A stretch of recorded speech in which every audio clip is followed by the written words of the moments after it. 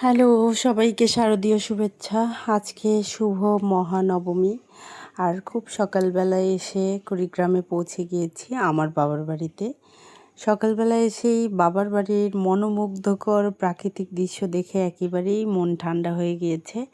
আর আমার ছেলে মেয়ে তো একদম খুশিতে আত্মহারা।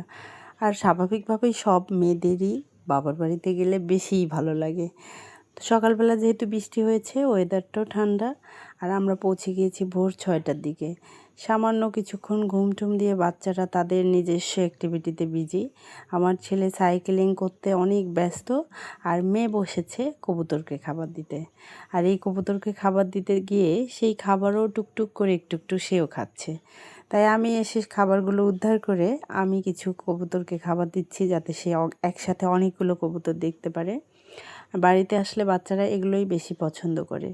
আর যেহেতু সকালবেলা পৌঁছে গিয়েছি, আমরা আর কোনো খাবার খাইনি। আমরা আজকে নবমীর উপবাসটা দিব, মানে পুজো করব।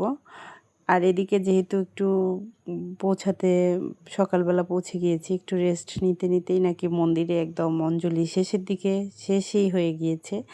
তো আমরা তারপর একটু সাজুগুজু দিয়ে বেরিয়ে পড়লাম। আমি, আমার ভাইয়ের বউ, আমার ভাইটা।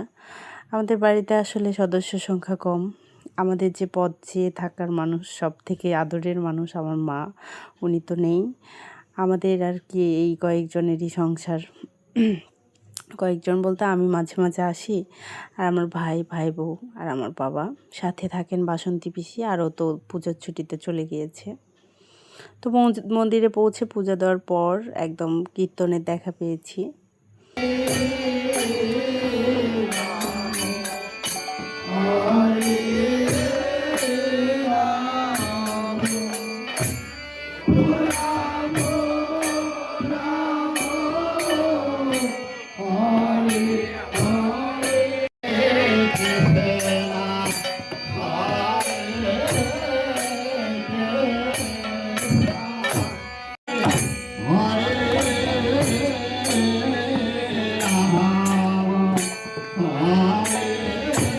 আর এদিকে আমার ছেলের তো কাজই হচ্ছে বাড়িতে আসলে সাইক্লিং করা।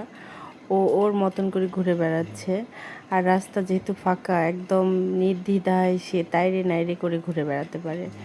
আর আমি একদম শেষ সময় এসেছি, গ্রামের কারোরই দেখা পাইনি। আসলে পুজো বা যে কোনো অকেশনে একটা খুব চান্স থাকে যে গ্রামের বা এলাকার লোকজনের দেখা পাওয়া ওই মন্দিরে। নর্মালি প্রতিবারই হয়, বাট এবার এত লেট হয়ে গিয়েছে। আমার ভাই এসে ব্রাহ্মণকে আটকে রেখেছে যে দাঁড়ান আমরা আছি। আবার ও গিয়ে আমাদেরকে একটু সামনে আগায় নিয়ে এসেছে যে তাড়াতাড়ি এসো, নাহলে পুজো দিতে পারবে না। যাই হোক, সব কিছু ভালোভাবে শেষ করে পুজো দিয়ে মায়ের কাছে প্রার্থনা করে এখন ব্যাক করার পালা। মানে গ্রামের মন্দিরগুলোতে পূজার আমেজটা এবারে আমার মন্দিরে আমার কাছে মনে হচ্ছে কম। কেননা একমাত্র আমি একটা দোকান পেলাম যেটা কিনা বাইরে থেকে এসেছে খেলনার। বাকিগুলো তো পার্মানেন্ট, ওগুলো সবসময় থাকে। বাট এই জায়গায় একটা ছোটোখাটো মেলার মতন হয় মন্দিরের পাশে। কেন জানি না এবারই কোনো মেলার মতন কিচ্ছু নেই, নাকি বৃষ্টি হয়েছিল আগের রাত থেকে, এই কারণে বসতে পারেনি। আমি তো আগের দিন ছিলাম না। আর ইনি হচ্ছে আমাদের এলাকার একটা দাদু, যে কিনা গত বছরের পূজায় কারেন্টের শক খেয়েছে, বাঁচার কথাই ছিল না। আমি তাকে সেটা বলতেছিলাম যে আসলে আপনি এখন সুস্থ আছেন অনেকের থেকে। সেও বলতেছে হ্যাঁ, এবং খুব প্রাণবন্ত মানুষ। তারপরেই তো এখন আমি এই এলাকার যত মানুষের সঙ্গে দেখা পাচ্ছি একটু গল্প সল্প করতেছি, কারণ বাবার বাড়ি এলাকা মানেই সবার সাথে পরিচিত। যেহেতু বাবার বাড়িতেই মেয়েরা বেশিরভাগ সময়টা থাকে, আর শ্বশুরবাড়ি এলাকার মানুষ কম পরিচিত হয়, কারণ আমরা শ্বশুরবাড়ি এলাকায় থাকি না। তো এই তো রাস্তায় রাস্তায় গল্প করতে করতে, ফটো সেশন করতে করতে, গাড়ি চালাতে চালাতে, চিপস খেতে খেতে আমরা পৌঁছে গেলাম। আর বাসায় এসে ঋদ্ধর বাবা বলতেছে এখন আর কোনো কথা নেই, খেয়ে দিয়ে আমরা ঘুম দেব।